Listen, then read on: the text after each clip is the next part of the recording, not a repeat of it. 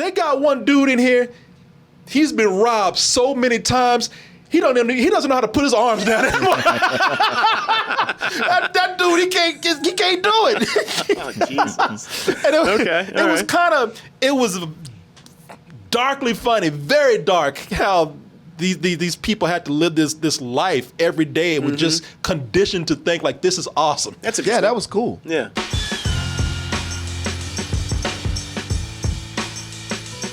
Hey everybody, Double Toasted Live is coming to New York on September 10th. Hey, that's my big birthday weekend, so help me celebrate with you. You can get your tickets right now over at doubletoasted.com or go to x1entertainment.com/double-toasted-Brooklyn.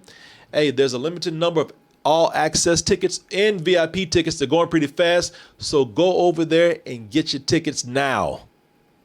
Hey everyone, support our Patreon, which helps us to continue bringing you our live streams, videos, and podcasts while bringing you new content such as exclusive live streams and animated shorts. So, one of the things I want to let people know out there, and y'all might already know this, but I judge people in their character by mainly two things. I judge them on how they treat children, and I judge them on how they treat animals. You know, if you're out there picking on something helpless and defenseless, then, you know, there's probably something wrong with you, man. It's cruel. You have a cruel streak. Exactly. Secretly, I don't tell too many people this, but secretly that also applies to NPCs. Non-playable characters, man. I mean, if you abusing something that can't fight back. That's true. You're probably an asshole, man. Just made to help you or just stand there. Yeah, because NPCs, they're the second-class citizens of the video game world, man. Yes, They're constantly being berated. Our playthings. Abused, killed. Yeah, man. Persecuted. Yeah. So I might be a little biased with this movie that we're about to talk about, Free Guy, because if you couldn't tell already, I'm the guy, and I'm serious, I don't kill NPCs in games. Oh, wow, okay. I watch in horror as people do that. I don't, I'll see my wife play Skyrim, yeah. And I was so happy when the whole game turned on her. All right, we got to stop her. Yeah, the whole game just stopped it. The Turkish dragonborn. Yeah, dragons and orcs and humans. Dogs had daggers in their mouths because she went to every town and just killed everybody. And I was just like, wow. Yeah. She's ruthless, man. She really is the Turkish executioner. Punisher. The Turkish Punisher, man. Yeah, man. I don't kill NPCs in games, man. I'm watching hard as people do it. So GTA, you never kill somebody to take that car. No, well, I don't kill somebody. I take their car because I have to. That's how you survive in that world. Yeah. But if I don't have to kill them, I never murder anybody. I don't. And that is why I'm glad that we got this movie right here where my people finally get some respect. We finally get to see the world through their eyes. Talking about Free Guy. Free Guy stars Ryan Reynolds right there. Oh, handsome ass Ryan Reynolds as Guy. Lives in Free City. Free City because just like GTA, people are free to kill, murder, maim, rob, and just, I don't know about rape, but that might be off limits right there. I think so. Yeah, but it's pretty much the purge. Sure. Okay. Yeah. But what the NPCs are doing, man, is just, while those things seem horrible to us in Free City, that's just another day for them because that is their role as NPCs. They get up, they repeat the same thing every day, including getting involved in violent events, and go back home, and you know what? They're happy for it. It's their role in life. Very nice. Hey, I got a great job. I get robbed every day at that job, but other than that, it's a great job, man. I do the same things every day. Whether I like those things or not. Until one day, a girl that he's been looking at, a girl that everybody says you'll never get her because she's the girl with glasses. Apparently people in this world, when they wear glasses, they seem to have a little more freedom than everybody else. And somehow he gets a pair of those glasses. And when he does, he's able to see the world for what it really is. He gets to see all the secret items, all the boundaries that are set in place. And because of that, he's become a rogue NPC and the world can't get enough of him. Can't get enough of Guy. Where did Guy come from? Who's the gamer behind him? Oh my God, he's doing what no one else does in a game of this type. They're actually civil and humane. They're actually getting points by being nice. How does that work? And who is the guy that decided to take this revolutionary approach to this world and this game? Let's go ahead and take a look at Free Guy. Nope.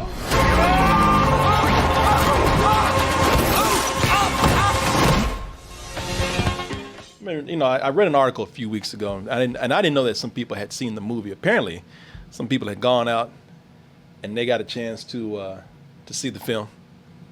They were tweeting about it, and a lot of these people, they were comparing this movie to The Truman Show, which that is in there. And I think one person said The Truman Show, and everybody just jumped on. I thought it while I was watching it. Yeah, no, and The Truman Show is in there. Yeah. Completely, it is in there. But man, this movie is a lot of things. So, looking at this, damn, this changed all my stuff around over here. I don't know what happened.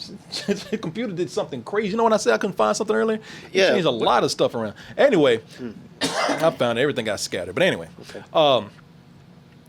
so there's a lot of stuff, man. In addition to The Truman Show, it's also Wreck-It Ralph. Yeah, I can see that. It is also at the same time it's Tron. By the way, both of those are by Disney too, coincidentally. And also, it even has bits of John Carpenter's They Live in there, obviously, because of the glasses. Put the glasses on and see the world for what it really is. Mm-hmm. And also, one of the things that no one is bringing up, and maybe I'm wrong here, but while there are hints of the Matrix in there, definitely, you can't do one of these movies without bringing up the Matrix. Mm-hmm. There was a movie that came out around the same time that was sort of the Matrix Light. Dark City? No. It was a movie that movie is very similar. Okay. And no, it's a totally different tone. It's darker. It's more serious. It's more dramatic. But there was a movie dealing with people in a computer-generated world that were in danger of being shut down. It was a movie called The 13th Floor. On the 13th floor, they are about to cross the boundaries of reality. Yeah, it's a whole virtual thing. I completely forgot about that movie. It was because I remember we saw it at the time. Yeah. And we were like, man, it's not, it ain't great, but it's a good movie. It has some good ideas in there. Some good ideas. Yeah, man. It's a forgotten film, but never heard of it. Yeah, of course. A lot of people haven't. Yeah. But it's kind of a similar theme going on with that they have here. So, look, nothing new here. Definitely nothing new that you see here. But, at the same time, what is? But also, I would say that this is going to be the closest thing that you get to a GTA Live / Fortnite movie. Right. Because that's pretty much what it is, man. It combines the insane violence of those games, contrasted against the happy-go-lucky character of Guy. This guy, this nice NPC living in this world of complete mayhem, of GTA. I like the kind of dynamic that they had with that. But you know what? You said something yesterday, I believe. Was it the day before? But I just said, you know what? I want to hear Martin's review before I go too deep into this. Why? Because his response was hilarious. Yeah, because we talked about. I said, I don't know how you feel about this movie. Like, it was like, because you asked him, like, how'd you like the movie? He's like, I did. Yeah. No, you said I may love the movie, and I said I did not.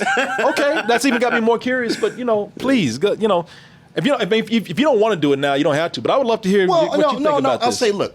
You see the trailer, and it is that it gives you that everybody who wants a video game movie, it gives you those aesthetics that you want. It's colorful. It's full of action. It's funny. It's light. It's that kind of light entertainment that you want in these dark times. Everything that I liked about that movie is in the trailer, and it is all those things you mentioned, except I was watching it, and yeah, it starts out like the Lego movie. It's straight up the Lego movie when it starts. And everything that it was, it's funny. It's a movie all about having your idea stolen. And every idea in this movie is taken from somewhere else. You could draw a map around it and go just play it like Ready Player One. I think it's the same director. or a writer just going like, oh yeah, okay, from this, and I was just kind of like, all right, man. I mean, I thought this would be clever. It has flashes of it, but ultimately not really. Seen it all before, pretty much. I guess we're probably going to be flipped on this because I can already tell that I probably like this a lot more than you did. Oh, I'm sure. Which, I mean, nothing wrong with that. Hey, you know what? I will give this disclaimer. Like, even while I found it amusing, I sat next to a guy who was laughing his ass off, and that automatically makes you go, well, it ain't got that goddamn funny. No, I hear you. Yeah. No, I hear you. And man, look, like I said, no big deal if you don't like it. You know, this movie's not for everybody anyway. But what movie is? You know, people. Yeah. Some people like Subjective. Yeah, it is. It's very much subjective. Some people like the same things, and sometimes they don't. You know, and I can see a lot of things here that if you didn't like it, I get that because there's some things that I didn't like in here. There was even some things I was thinking. I was like, you know what? That's gonna get on his goddamn nerves. Well, the way they crowbar in the Mariah Carey song, and I was like, didn't Ryan Reynolds already do this in Deadpool with the Wham song? Is this going to be a thing every time he shows up in a movie? Thing now, Yeah, man. that's his thing, man. Deadpool light. Yeah, yeah. Except you know what? This is a little different for him because I tell you, you know, a lot of this is carried by Ryan Reynolds, and why not? Ryan Reynolds, you know, he's one Charming of the as most hell. charming motherfuckers in the movie business right Handsome. now. That's why he gets by. Yeah, lot he's going for him. he's a billionaire just because he's Ryan Reynolds. Pretty much, yeah. Because he's Ryan Reynolds in everything that he does. Yeah, that's his brand. He is. Yeah. He's It's like, his hey, trademark. I've been honing this for 40 years. Yeah. You're finally paying attention to me. That's true. I'm going to work this shit. He did struggle for a while. And he did struggle. He was making crazy shit movies for a while. And I was Yep. like, all right, you know what? This man, I'm a sucker for Ryan Reynolds, man. He's carrying this movie for me. I got a lot of laughs out of seeing him be so happy living in this crazy ass violent world. You know, because what made me laugh about it is that his motto throughout the whole movie, his motto is, don't have a nice, no, what did he say? Yeah, he said, don't have a good day. Have a great day. And every day that bank that he works at is getting robbed and those people are held hostage. And they're so used to it, man, that, you know, he's so naively nice. He's just, hey, this is just another day. Mm-hmm. And you know, to like I said, what's that juxtaposition between him being so cool and this world so full of chaos? And him being Ryan Reynolds just carrying the film. I like those parts. It's funny because we're talking about he's Ryan Reynolds all the time, but you know, this really is like he took a break from being Deadpool. Okay.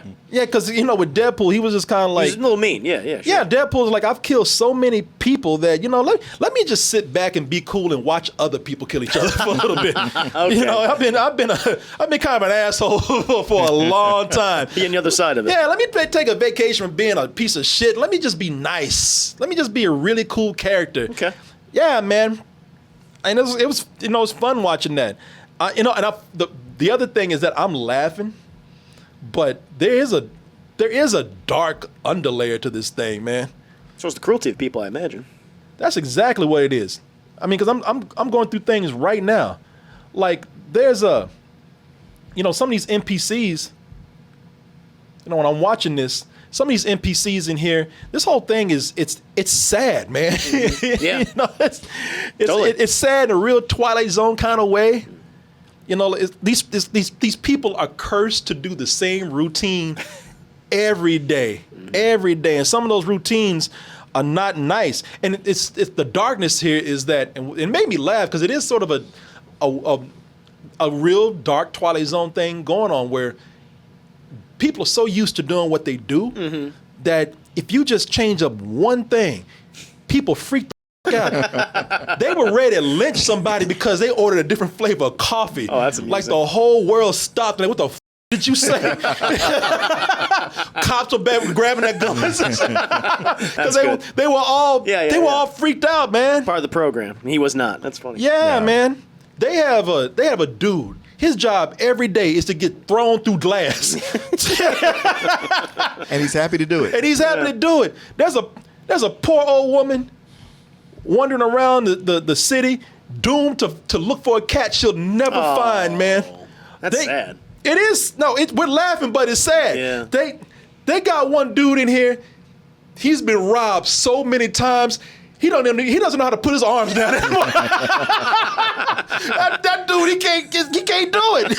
Oh, Jesus. And it was darkly funny, very dark how these people had to live this life every day and were just conditioned to think like this is awesome. That's that was cool. Yeah. This is not based on a video game. It's inspired by GTA Online and Fortnite. And what's cool about it is that it's that dynamic, or that theme rather, of looking at the lives of NPCs, which we really haven't explored in other games. Well, now with Wreck-It Ralph, we explored being the villain over and over again. We've explored some other games where, there's a theme of this mundane life, but are games that are turned into movies. But here, this is one of the first times that we've had on this scale where we've talked about, but as I've always said, but what about the NPCs out there, the non-playable characters? What about them? Yeah. Their story. Yeah, of course. They're a boring, mundane story. But, for people who do play games, they got a lot of stuff in there. They got the typical stuff, somebody teabagging, the dancing and whatnot. Right. But I thought it was cool how they showed you other things, like all the iconography of video games. They had, in certain parts, you see all the like health packets. You get to see the names over items telling you what they are. There's fun Easter eggs in there, like people glitching.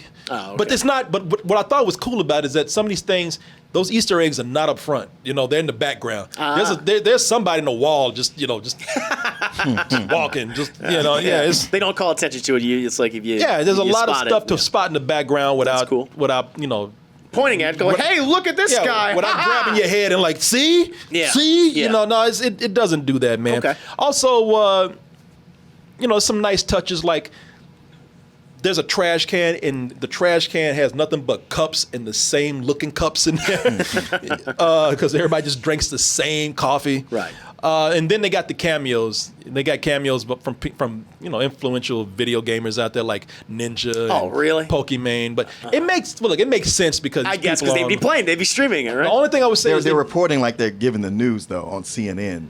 Yeah. Like this guy's taking over the video game world. You're that's like, lame. But then they do it on that. But they didn't do it on YouTube. Where they always talk about stuff. I mean, to me it makes sense. I'm not knocking them for doing it. I would say that they bring them in a little too much. Yeah. I don't know if it's to try to give the movie cred or something. Like bringing them in a few times, it makes sense to have them here. It would be great if they were cameos, but they're like extended cameos. I don't think it would have been funny if they had them actually as players in the game, because that would make sense, because they are streamers, then you get to kill them in various humorous ways. That actually would have been better. Yeah. Now, this is directed by Sean Levy, who's done some episodes. Now, he did Light of the Museum. You can see a lot of that humor in here like that. But he also did some episodes of Stranger Things. And he brought in Joe Carey. Joe Carey, yeah. Who like him? Joe Carey, yeah. I like him. I think he's good in this. It's him and his partner who they kind of have some sort of some really small romantic tension going on. Jodie Comer, who's I never saw the show, but Eve, what is it, that show? Killing Eve. Oh, you should watch it. And she's fantastic in that show. She's a Russian assassin, right? Yeah. No, I heard she's great in that show, man. Joe Keighley is good in it, man. Hey, like I liked him in this. He's actually one of the coolest characters in there. He plays a programmer. Him and Jodie Comer, they play a programmer who they've created some code for a revolutionary game, and it was stolen, of course, by the villain Taika Waititi. Right. And they're trying to sue him and the company Tsunami.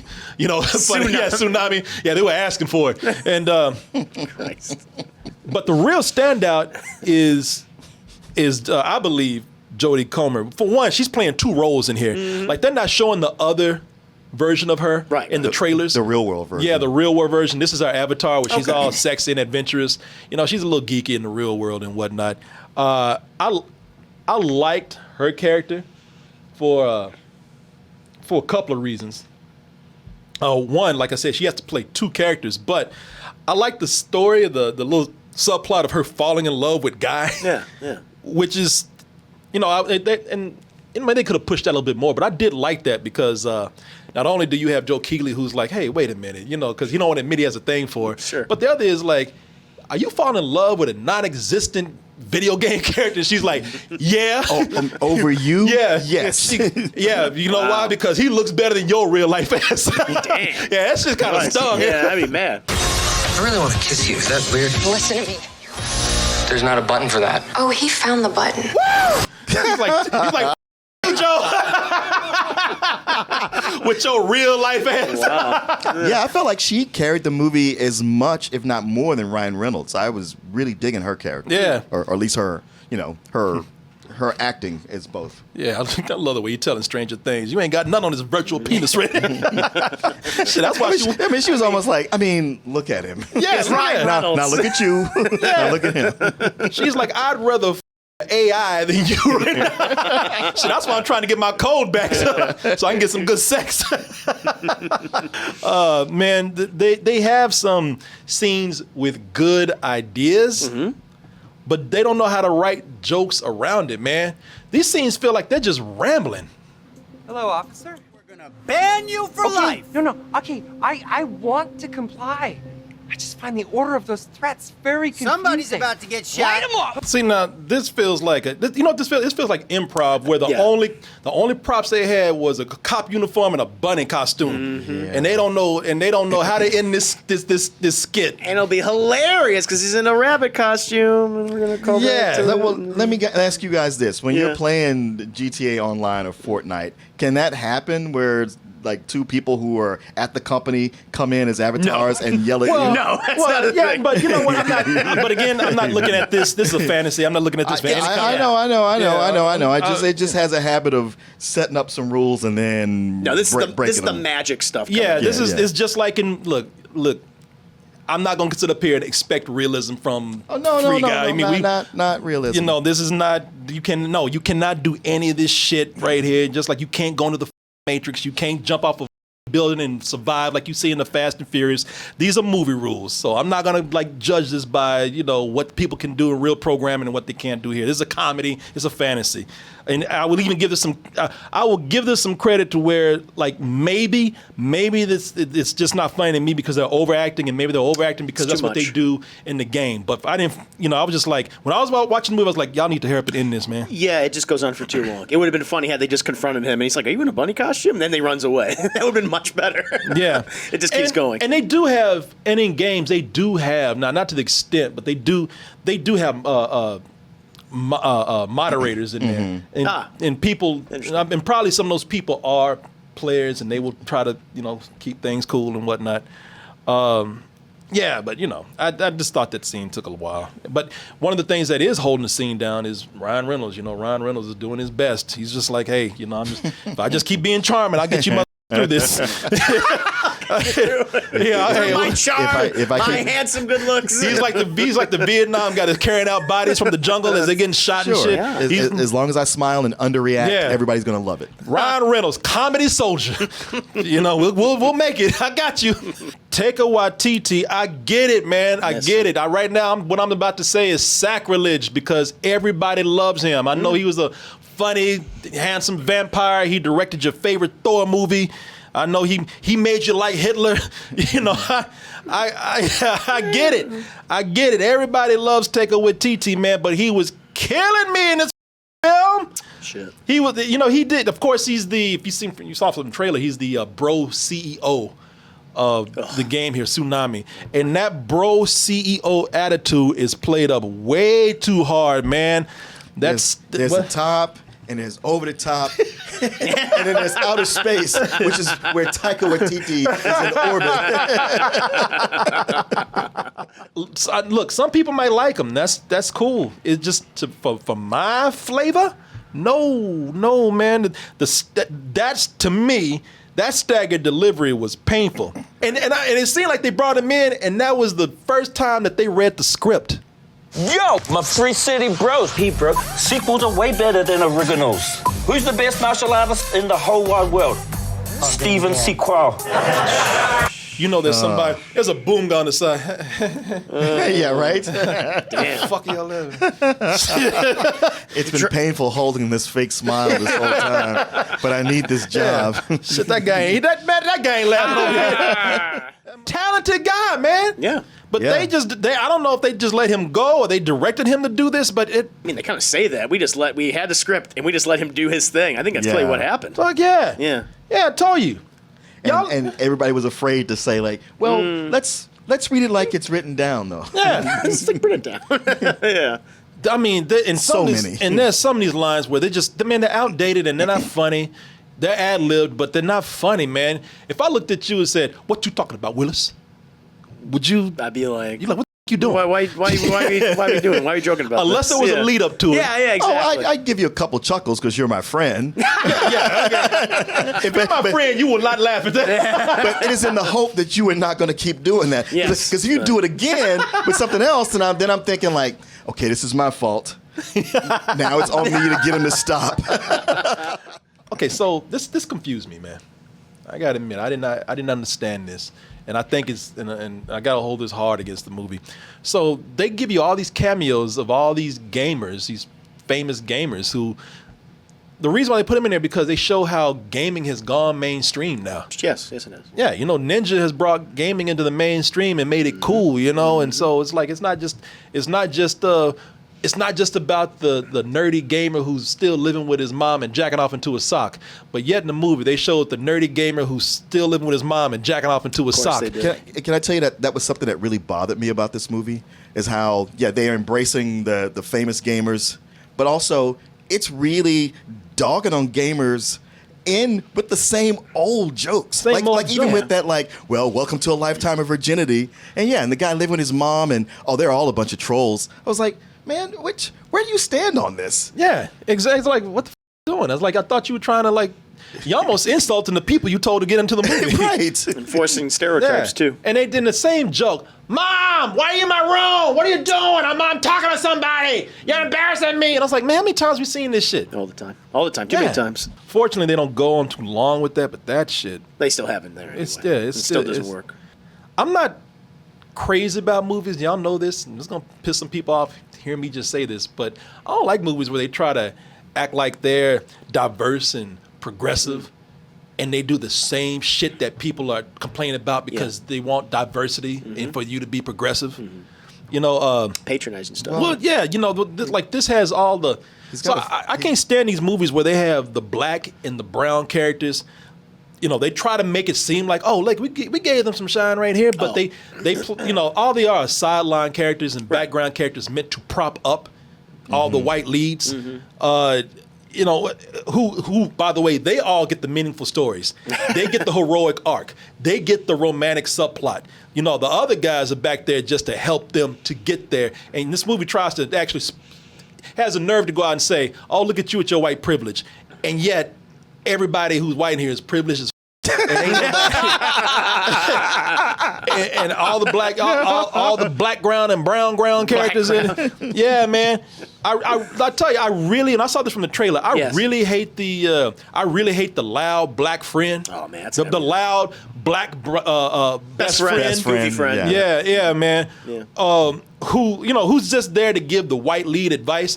Lil Ray Howery, man, talented guy. Yeah. Very talented guy. He's in this movie to do nothing but just be loud, funny, and to give some magical, mystical Negro advice to Ryan Reynolds. Do matters. I am sitting here with my best friend trying to help him get through a tough time. Now, if that's not real, I don't know what is. Now go live your best white life.